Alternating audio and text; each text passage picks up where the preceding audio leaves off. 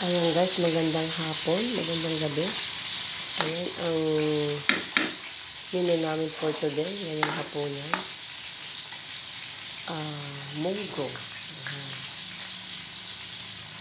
Munggo. Ginisa ko na po ito sa bawang sibuyas.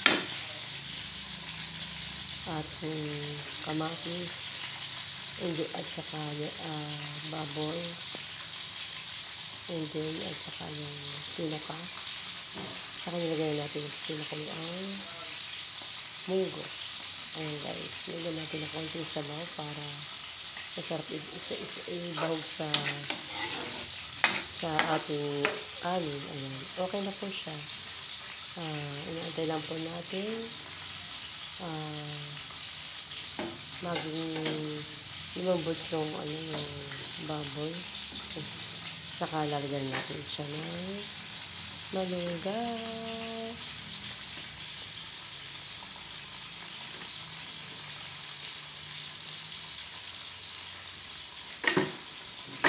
Sarap yung may malunggay, maraming malunggay. Ayan guys.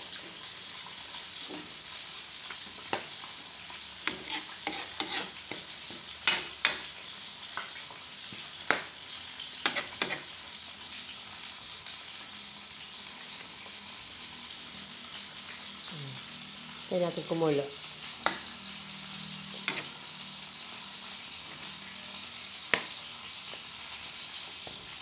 Ayan guys. Sarap siya. Ayan guys.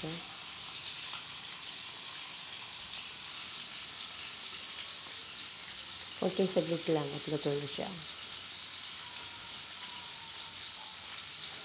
Papakulo-kuloin natin ng konti. Pakulo na siya pero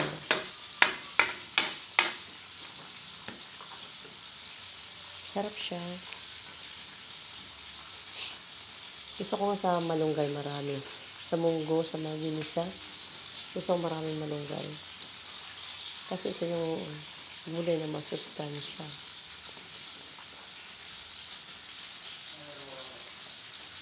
Ayan guys. Malapit na siyang maluto. Ayan, napaparami naman ang kain natin. Tapos sa next video ko, prepare naman akong isda. Yun ang aming ulam. Saka meron kaming chicken feet. Ayan guys, okay na siya. Thank you for watching. Bye-bye.